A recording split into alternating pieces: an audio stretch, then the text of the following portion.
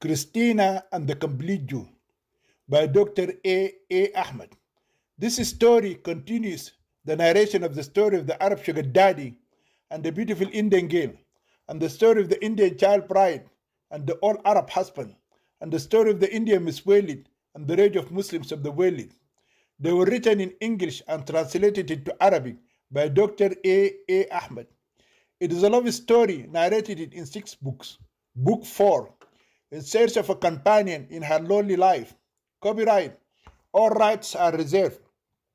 No part of this book may be reproduced, stored in a retrieval system, or transmitted in any form or by enemies without the prior written permission of the author, except by a reviewer who may quote brief passages from the review for general printing in a magazine, newspaper, school journal, or university article. All characters in this novel are fictional, and any resemblance to actual persons, live or dead, is purely coincidental. Chapter 24. At last, the daughter and her mother meet after many years.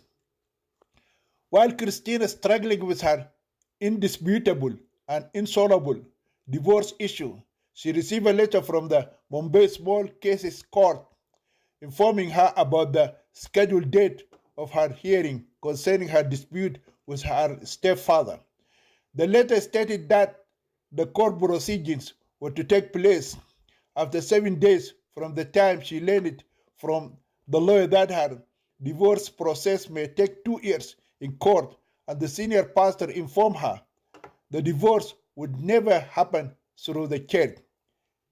She has almost lost hope of getting her Christian marriage annulled and marrying her American lover. Michael, who is true in his love for his girlfriend, kept encouraging her through prayers and counseling. He spent hours and hours sitting with her in the living room, praying and singing hymns and reading the Holy Bible for her. He never tried to touch her or approach her in any way that may tempt them to commit adultery.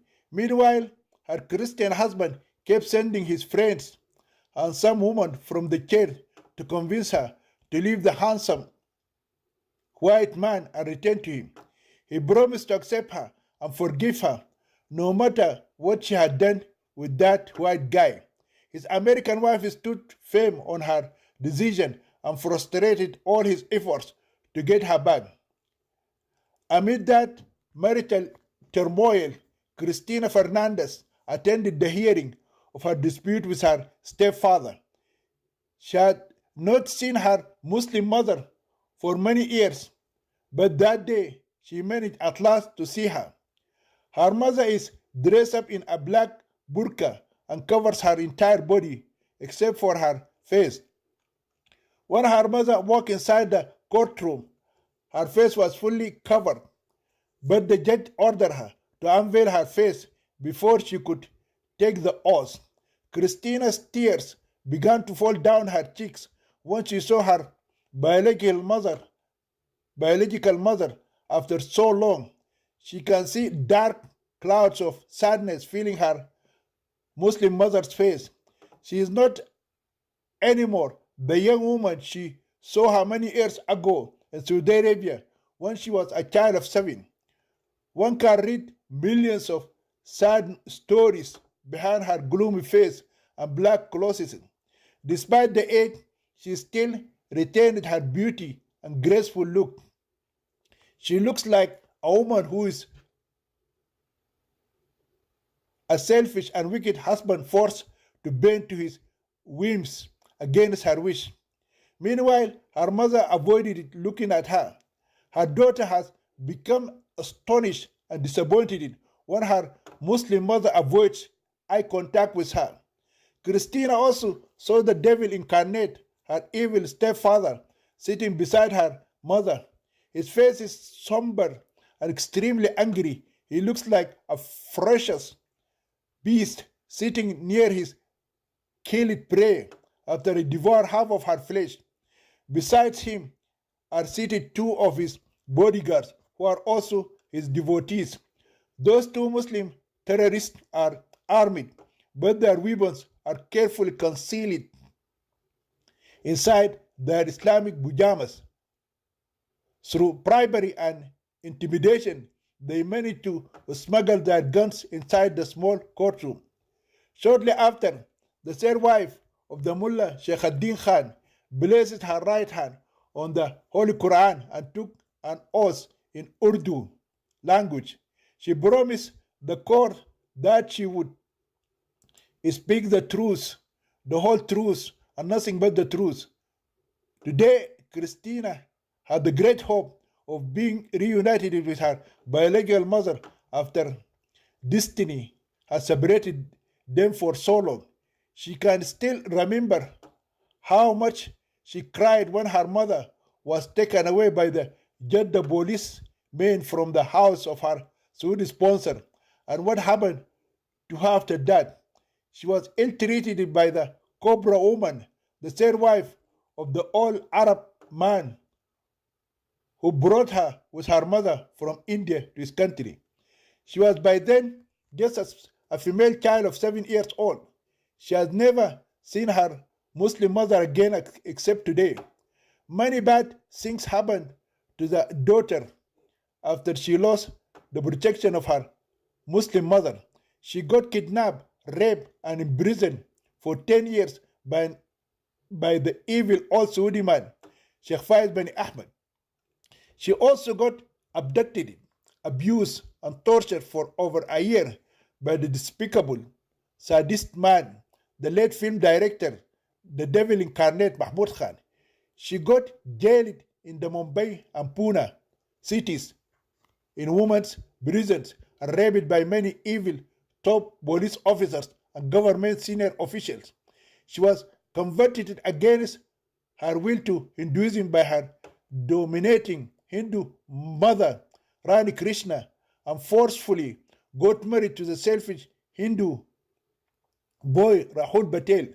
While she was in America, some Somali Muslim terrorists had brutally blown in smithereens her loving husband Uncle Jimmy, and in bits and pieces her beloved daughter Rehana.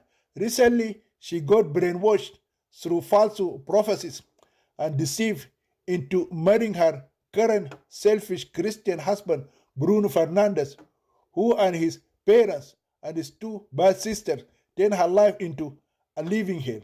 The only few good things that happened in her miserable life: she got adopted by a Hindu mother, inherited millions of dollars from her late Saudi husband, played a role as a heroine in a film in Bombay, was crowned Miss India and Miss World, and met her Uncle Jimmy, and spent a brief, happy time with him and her beloved daughter, and finally went to the Jewish home and fell in love with her American lover, the complete Jew, Michael Lewinsky, who is presently sitting by her side in the courtroom.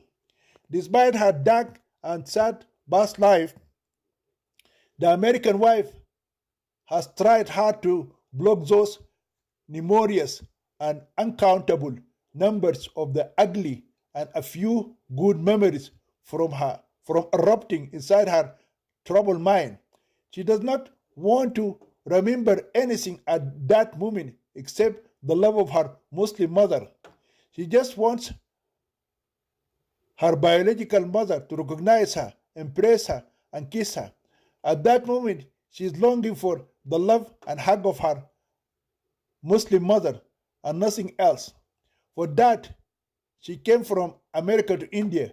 For over a year, she searched in every nook and corner of the hundreds of slums and thousands of huts in Mumbai city for her biological mother, until finally she found her in a remote Muslim town. She has understood the time of reaping the fruits of her efforts has come at last. Therefore, she is waiting eagerly with a heart full of great expectation. After taking the oath, her Muslim mother stood in the witnessing box. She has her eyes facing the floor. It seemed like her mother did not want to look at anyone. Once again, the judge asked her to lift her gaze and look at the girl who had claimed to be her biological daughter and answered the questions of the court. Bagam Rehan Ji Sheikh al-Din Khan forced her eyes and looked at her daughter. She looks incredibly sad and frightened. The judge asked her in a loud voice whether she recognized the girl who was sitting in front of her as her daughter. She answered in a soft voice, no. Then the judge changes his question and asked her whether she had a daughter by the name of Iffat Khan. Rehana looked at her daughter for a while and said again, not at all. If someone had taken a sharp dagger and stabbed her in her heart, Christina might not have felt so much pain as when she heard her Muslim mother openly deny that she had a daughter by the name of Iffat Khan. When she heard the second answer from her biological mother, the daughter felt as if someone had suddenly switched off all the lights in the courtroom and closed all its windows and doors. She can see nothing in front of her, as if she is struck with blindness and paralysis. Her mind has become blank, and her lifeless body has suddenly fallen flat on the floor like a girl who got shot by a gun in her head from point blank range. When Christina opened her eyes again, at first she failed to know where she had been cast. She can see the people around her through a blurred vision. They have appeared to her as if they are scary ghosts.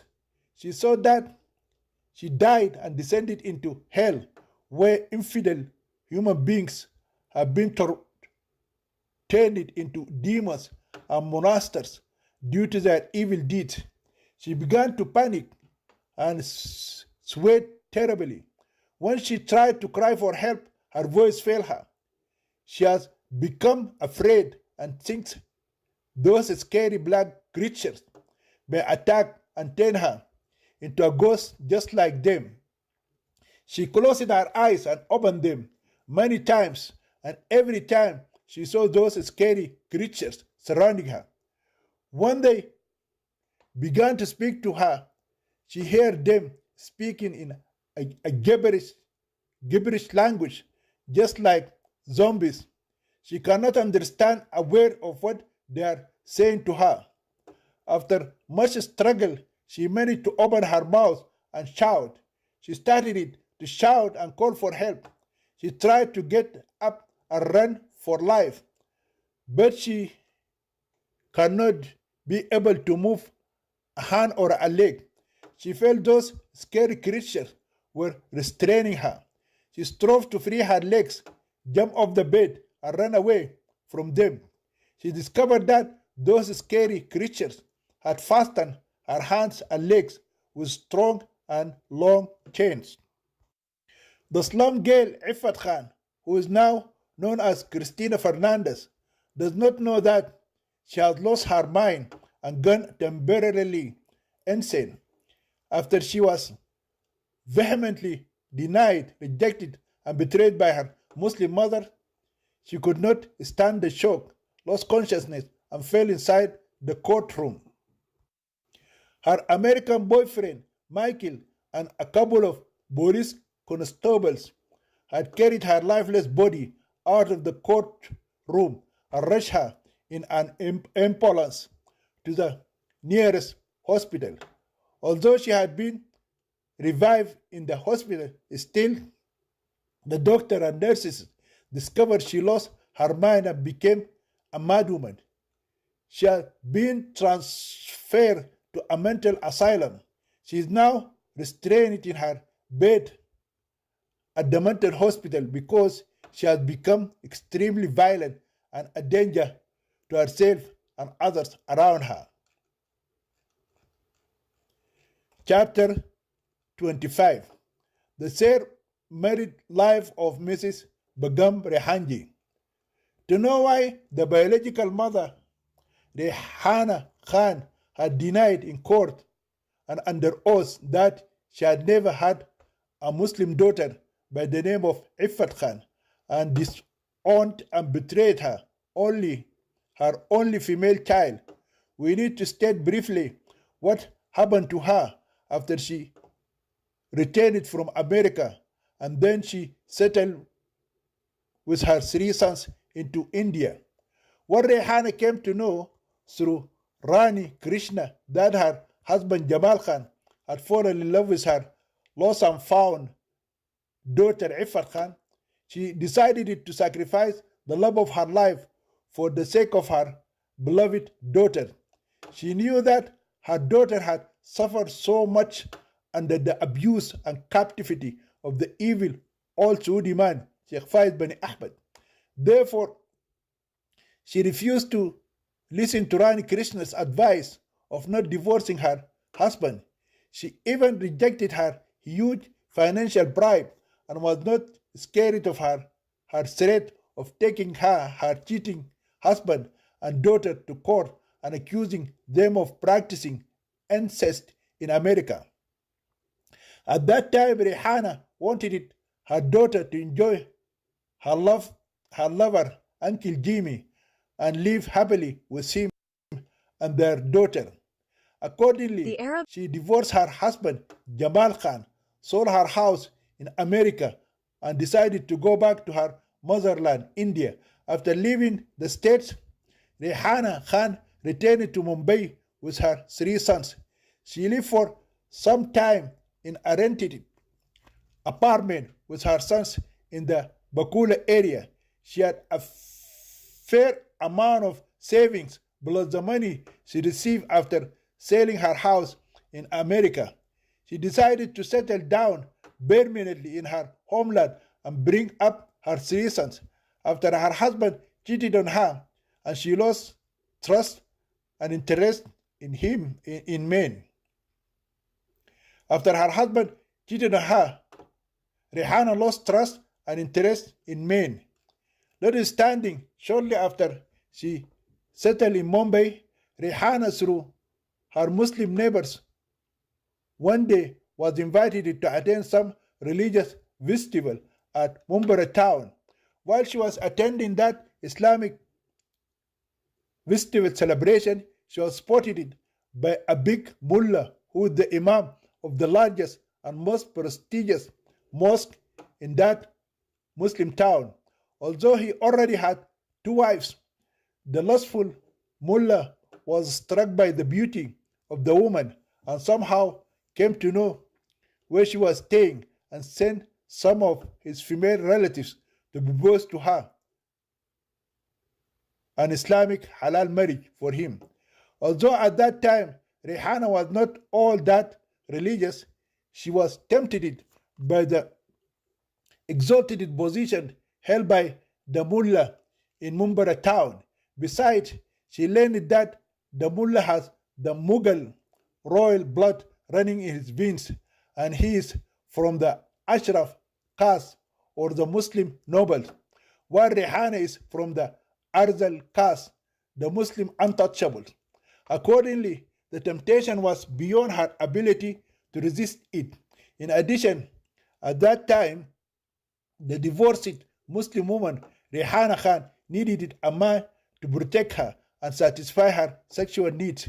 Wherefore, she accepted the marriage proposal, and shortly afterward, the fiancé and the fiancée were married through a big wedding celebration. The imam of the mosque is quite wealthy and spent generously on his American Muslim wife. After her return from the promised land, Rehana became known as among her Muslim circles as an American Muslima, the American Muslima. After staying with her third husband for 1 year, Rehana was completely changed and became a deeply religious woman.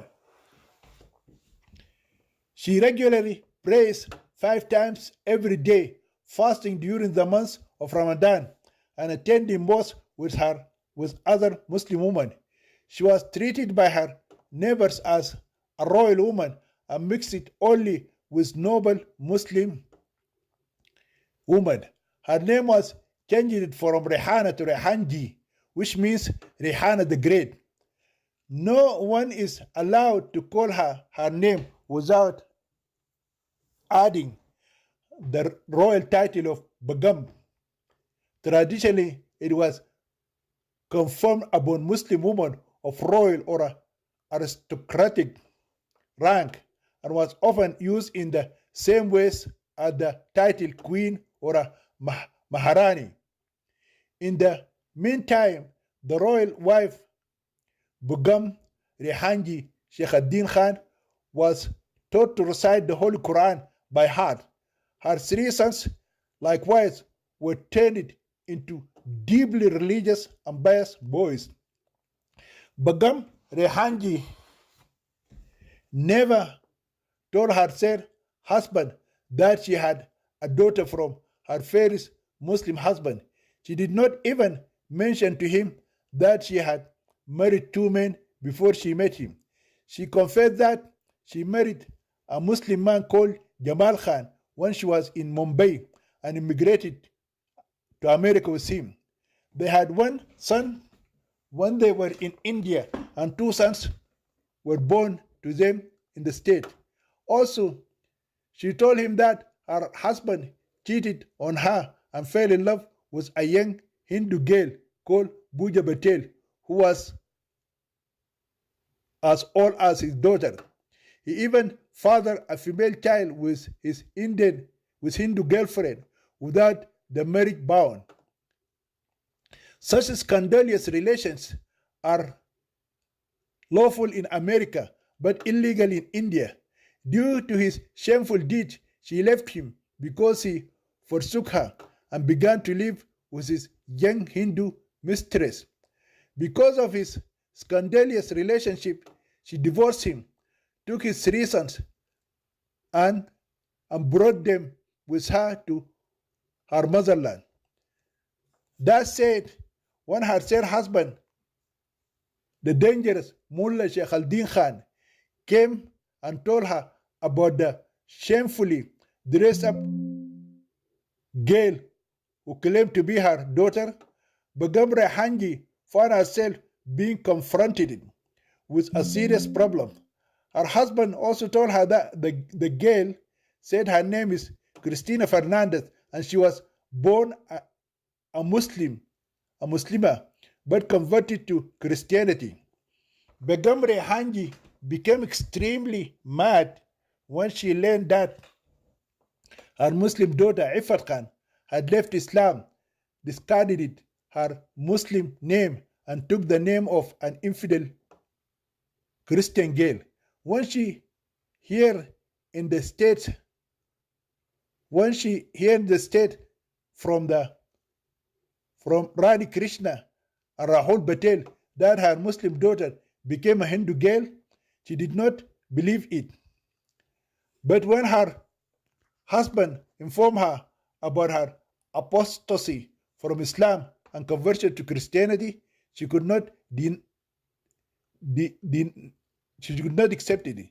She knows that her religious commitment and sentiment could tolerate anything her daughter might have done except forsaken Islam and converted to Christianity. She also expected that she might be divorced by her husband and her Muslim children might be taken from her, and she then gets kicked out of the Muslim community and town empty-handed. Moreover, she understood that she would seriously damage the reputation of her third husband, the imam of the biggest mosque among his Muslim adherents, if she openly admitted to having an apostate girl as a daughter. Above all, she was worried that her daughter might expose her hidden secret concerning her husband, Jamal Khan, who had left her and fell in love with her daughter, Ifat Khan, and he also fathered a baby girl with her through incest. Rehana does not know that her former husband Jamal Khan was brutally killed by Somali Muslim terrorists in the States, along with his baby daughter. She saw that her daughter is still living with Jamal Khan. After weighing all the pros and cons, Begum Rehanji decided to cut all ties with her apostate daughter. She considered her to be dead in her eyes and gone out of her life forever. She believes that by forsaking Islam and embracing the false religion of the infidels, Ifat lost her legitimate and moral right to be called her daughter. After Mullah Sheikh al-Din Khan later informed his wife that he received a letter from the Mumbai court and that the law required her to stand in court in front of a judge and testify under oath that she has a daughter by the name of Ifat Khan or not.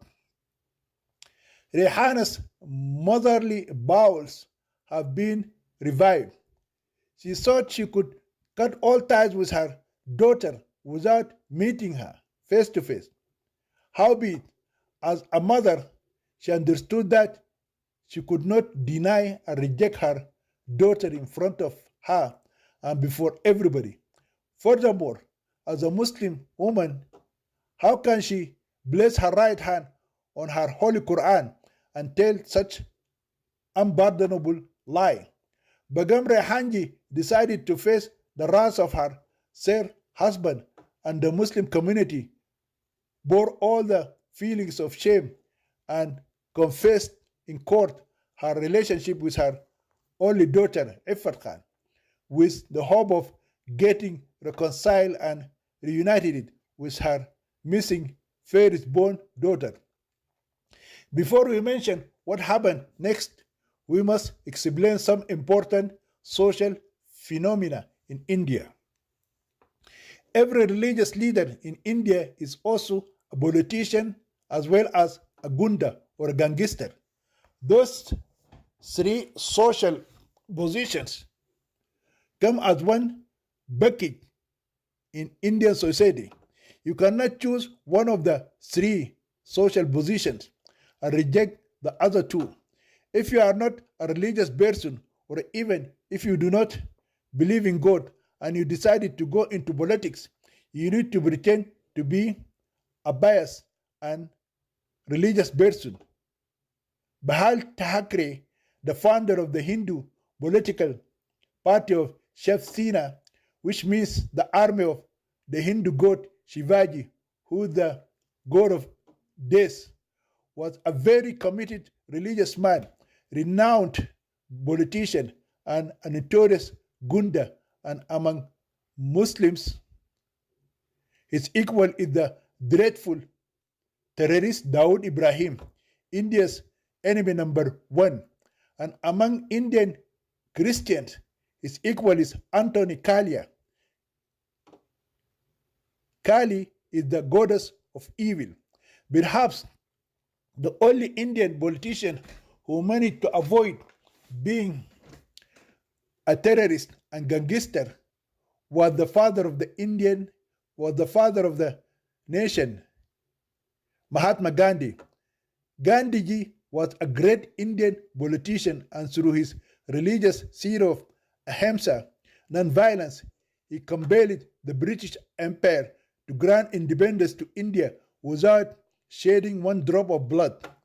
Mahatma Gandhi, the great soul, paid dearly for granting a separate country to the Muslims of the Pakistan state. For that great mistake, Gandhiji was shot dead by a fanatic Hindu man. Like all Indian religious men, the Mullah Sheikh al-Din Khan is three in one.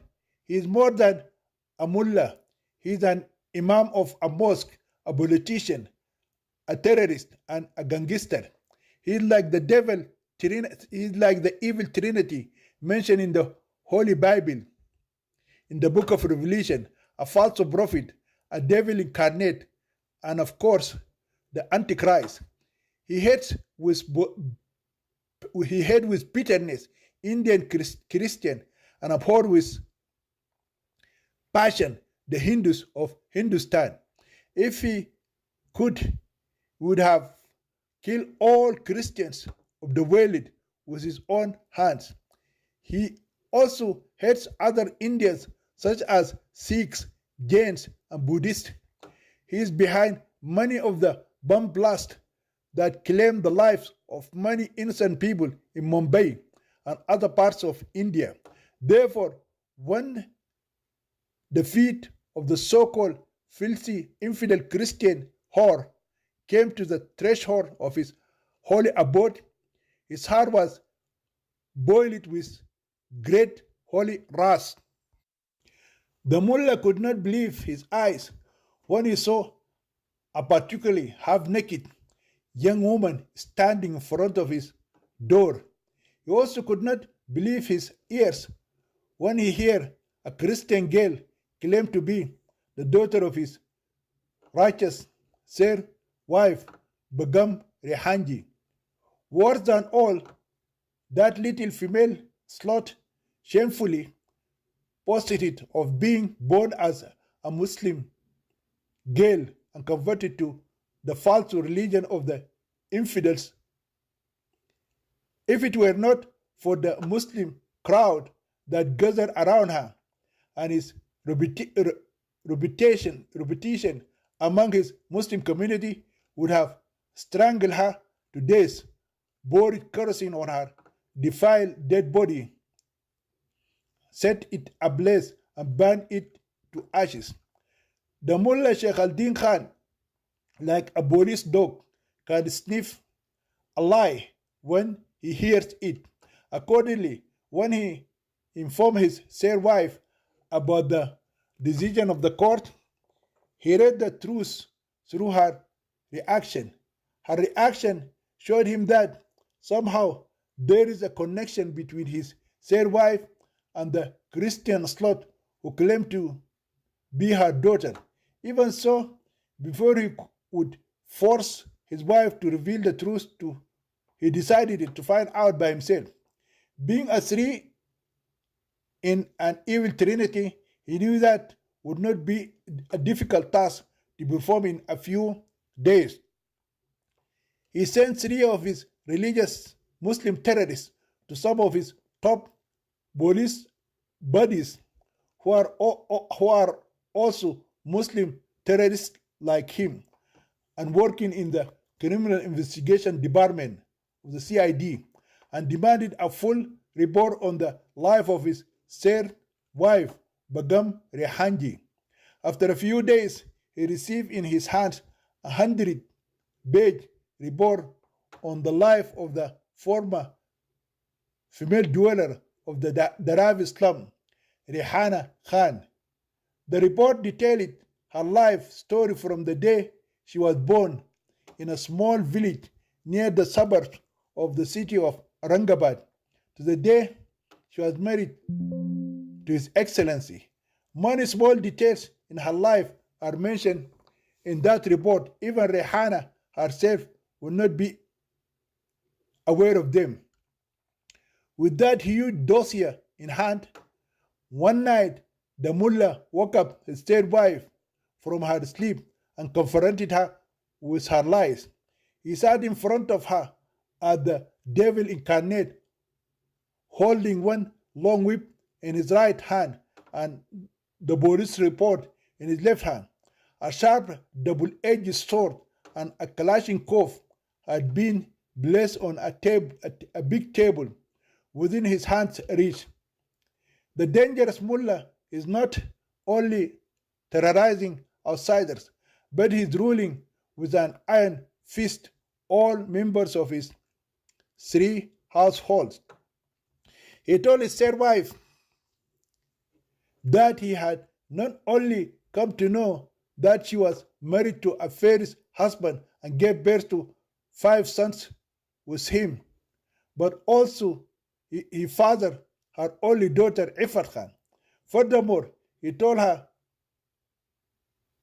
Jamal Khan was her Muslim husband number 2 and he is her husband number 3. Rehana responded with tears and pleaded for mercy and forgiveness. She knew and understood that if she denied his findings, he would behead her and bury her body inside her house. Then he can fake her funeral, and instead of her beheaded body, he will bury a few pillows in the Mumbra Kabristan or the Islamic graveyard.